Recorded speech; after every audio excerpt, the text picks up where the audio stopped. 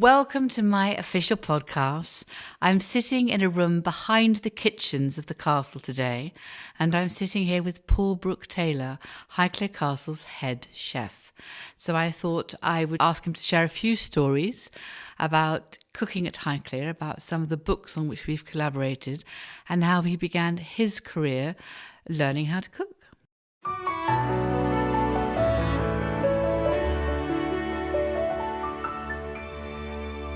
So welcome, Paul. It's lovely to sit down with you. Normally you are not sitting down very much. You're rushing around madly.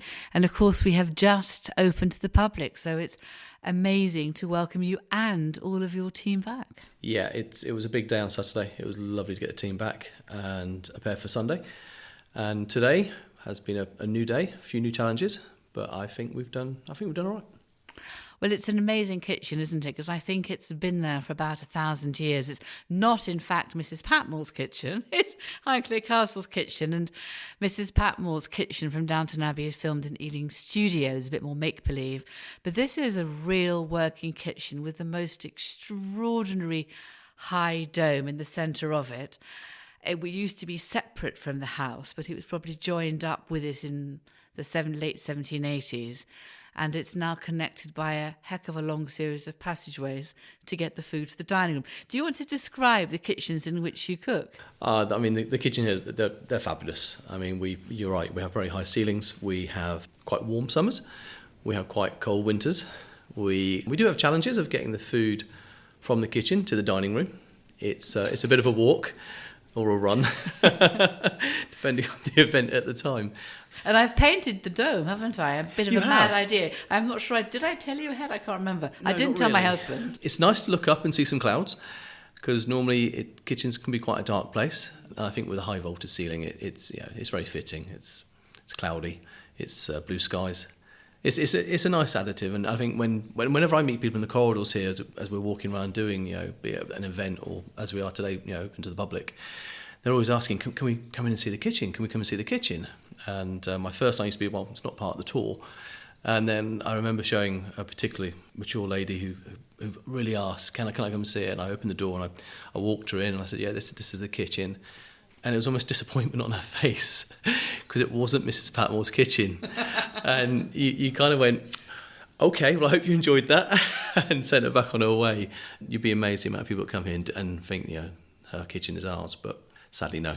But we've still got the old patisserie room where you make the scones and the cakes, and the game larder is now your walk-in fridge and walk-in freezer behind it.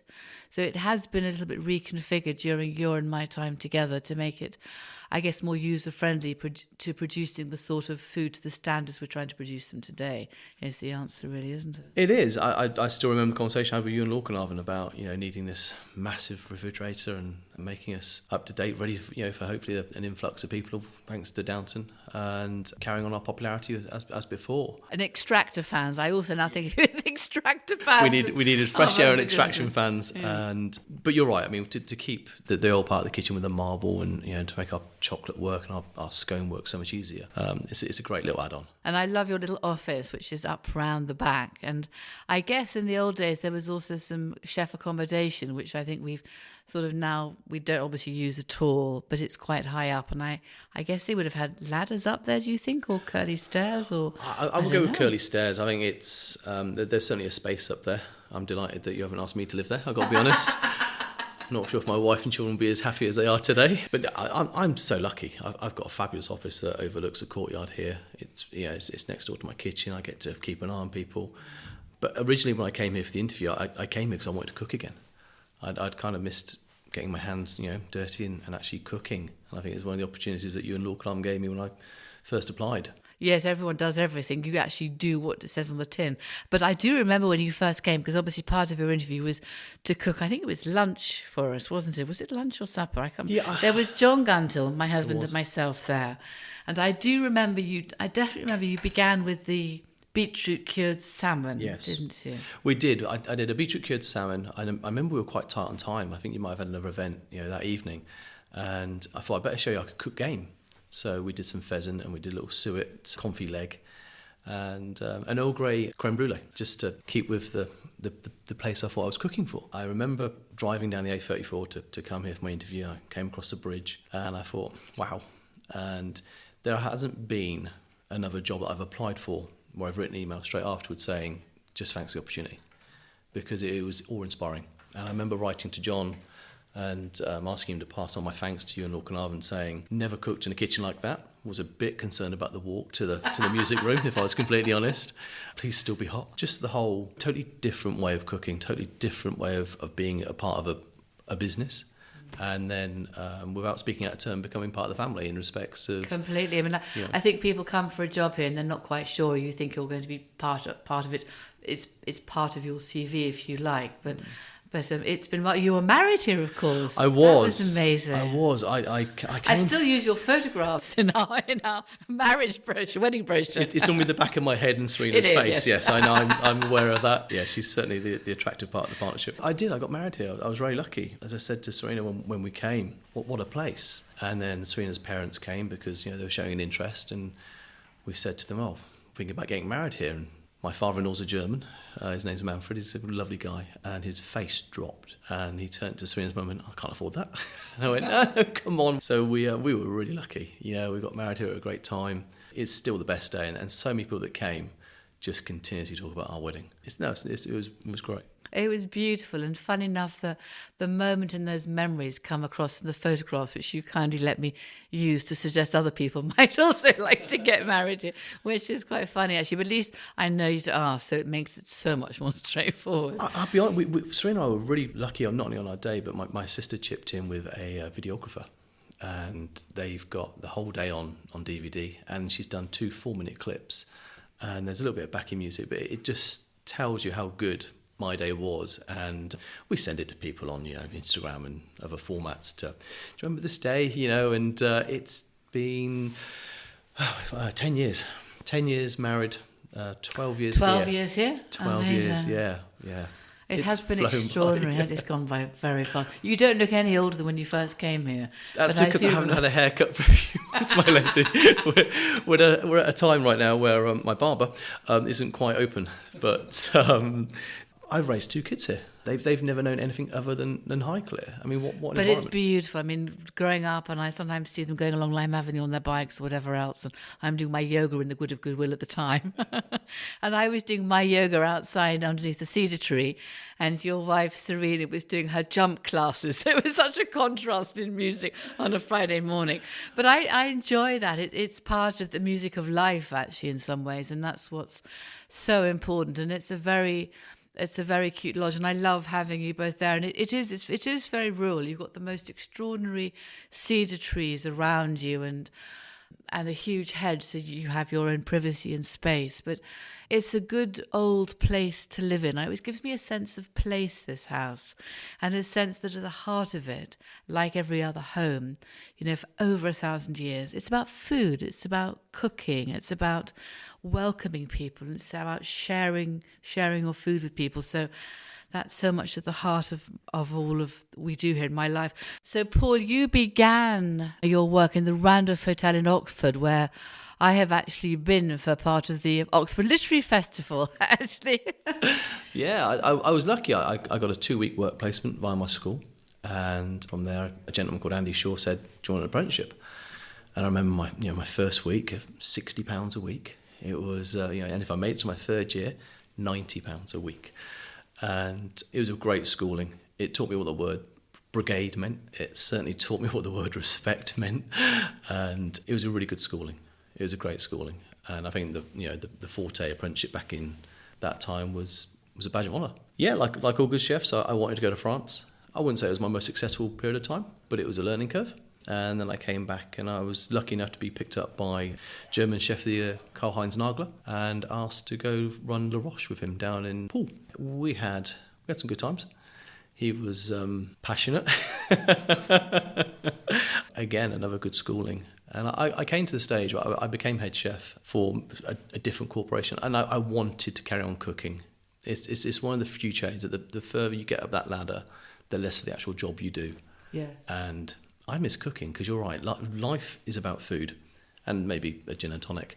Exactly, Highclere Castle gin and tonic. Well done.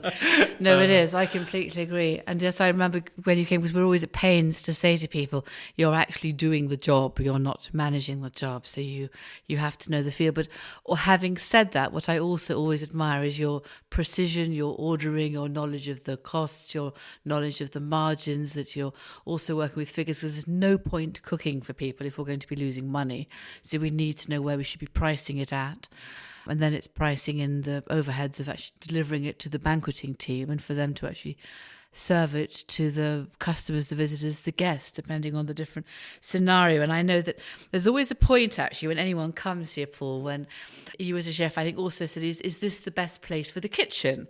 And I'm sure you had that sort of momentary discussion, because the kitchen, obviously, to get to the dining room, you go out of your door along a short corridor, you turn left, you belt along a really long corridor, good on roller skates, turn left at the end, short corridor, turn left into the servery stairs, up the stairs, into the servery. Phew, you've made it to the dining room. I often say to the chefs that the kitchen is bottom left, the dining room is top right. We have some stones on the way there, so the trolley has to be a little bit of suspension. There are certain foods we can't do here. I would never try and achieve a souffle into a dining room. It just the complex of the building doesn't. It doesn't, and I don't think it's working with the building. And I completely Absolutely. understand that. So some of the menus we're designing are menus which we can actually deliver, and that's completely and utterly correct. And I remember, I think you're possibly the third chef who I've worked with here, and please carry on remaining the third chef.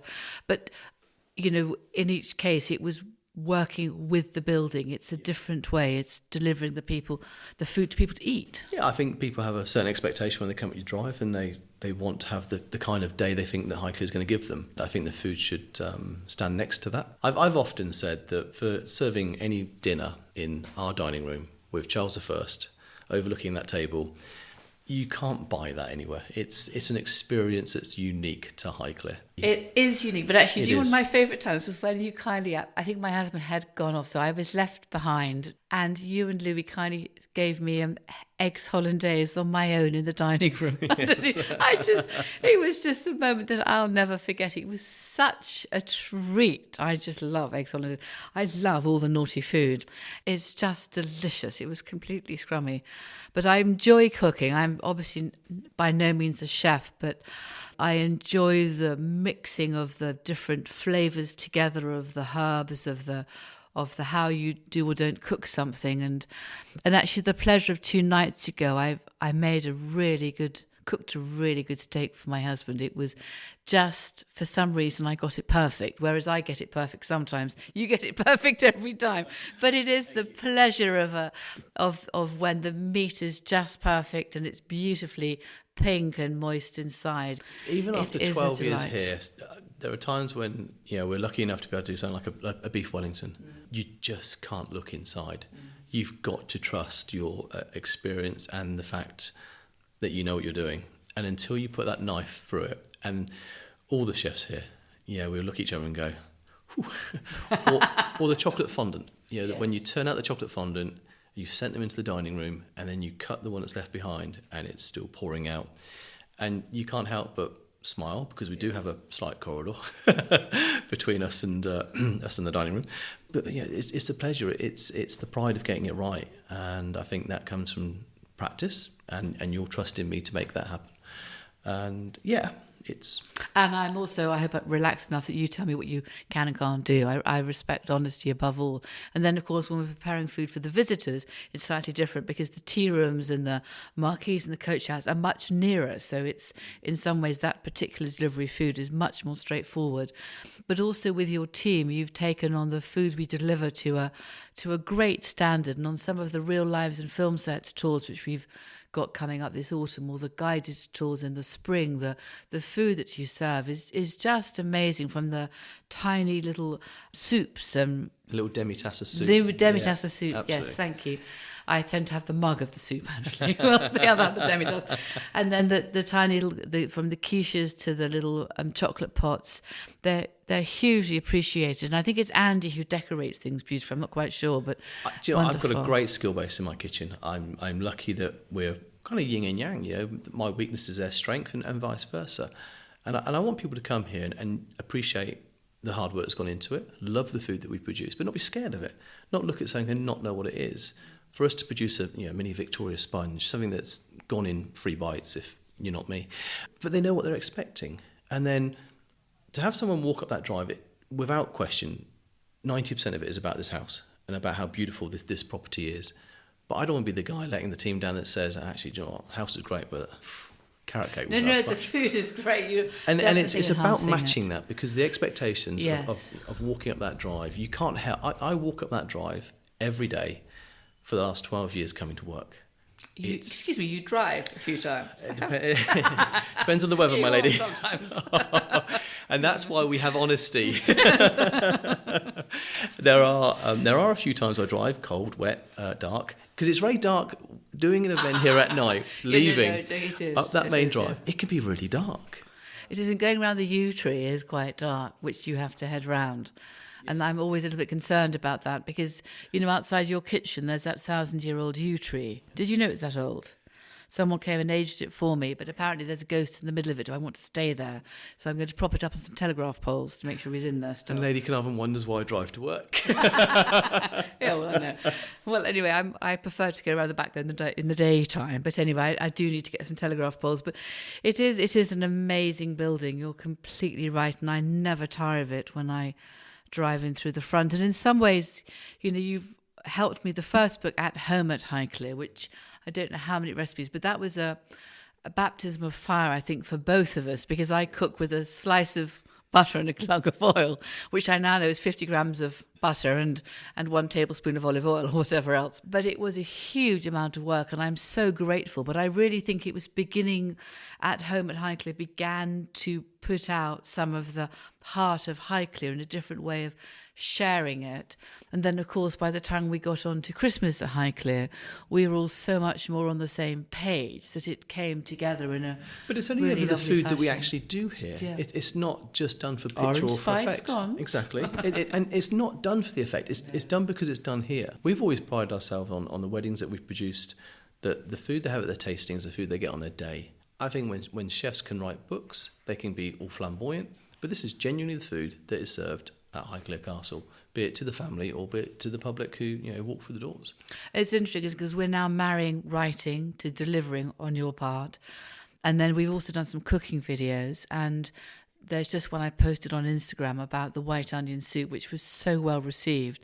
And it's such a relief because I find that when I cook, I'm not as precise as you, as you know.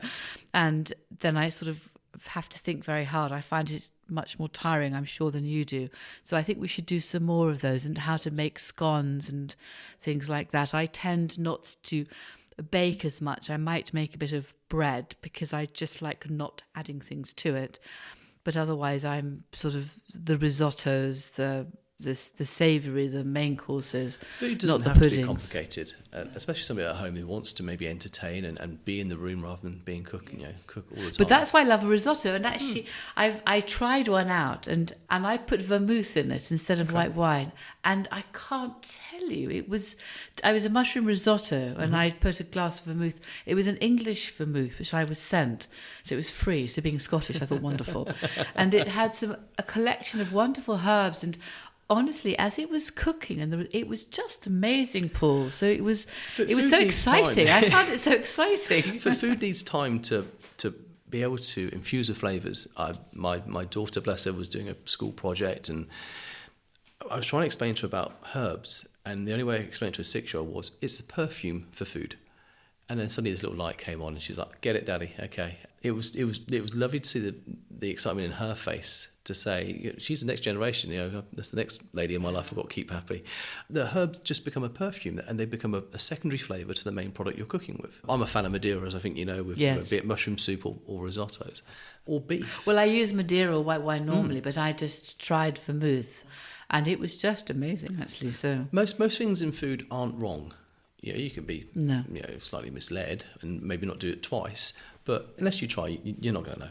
No, so that was quite exciting. So I'm looking forward to the next set of recipes, because I have now been offered a new book by my publishers, I think, which I'm quite excited about. So that will also be quite fun. And it's, again, about the seasons, which I think we're terribly conscious of here, living in the countryside. And I think that's incredibly important to resonate some of our cooking with. I think it's a healthier way to live as well, actually. I think, I don't want to get political, but I think if we can live off our land, if we can live off what we produce in this country, and not continuously have aeroplanes in the sky bringing us ingredients from all around the world, that there are good ingredients here. We just need to cook seasonally. We need to cook with what our land can give us, and put the money back into our own farms and our own farmers and our own growers. And if we can get that right, there's no reason why the flavours and the meal experience can't be as fabulous as it's always been. I would agree. I mean, I think there's interesting traditions that have been brought back, and for example, of course, curry. Mm-hmm. And I do remember the Highclere Castle curry. I do. Which, firstly, when you were here, I remember you said to me, well, what's in it? I said, well, I'm not exactly sure, Paul, actually, because it's an oral tradition. And I could see, because to start with, you were really quite normal. You're less normal now, which is great. But actually trying to understand how to make a curry without the recipe. So we did actually write it down. And then after the first couple of your trials of cooking the curry for lunch or shoots, whatever it was, and then Geordie would say to me, my husband would say to me, you're going to have to go downstairs to say to Paul, that wasn't quite right.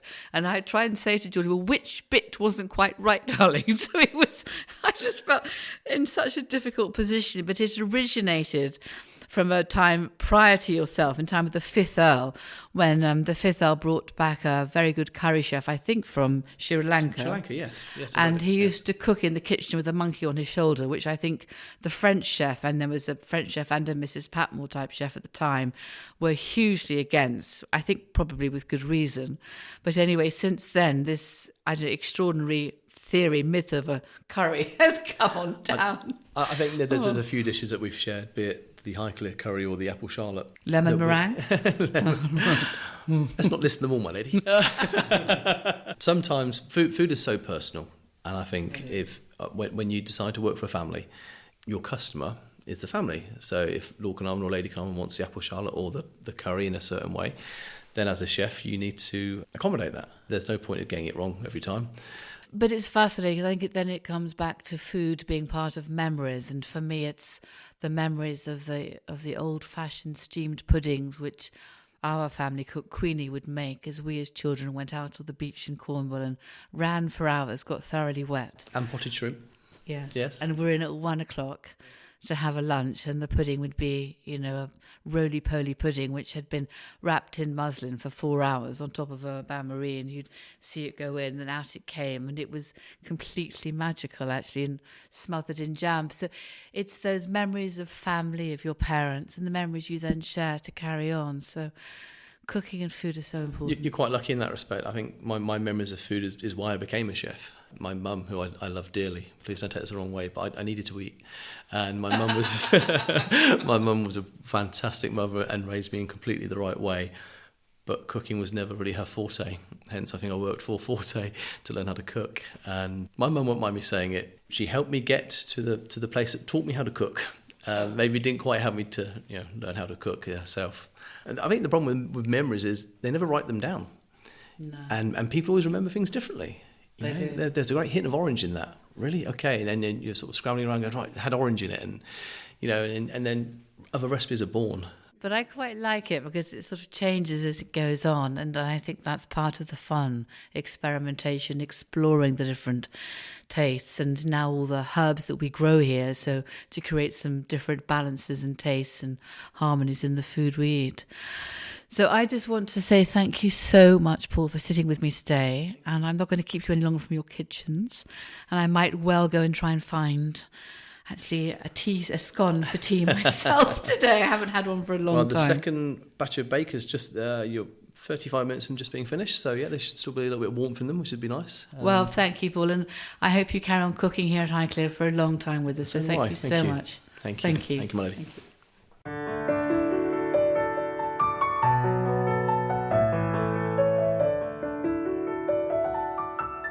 I'm always pleased to hear from you, so please leave a review and subscribe so you don't miss out on any future episodes. You can also ask questions or make suggestions by emailing podcast@highclerecastle.co.uk.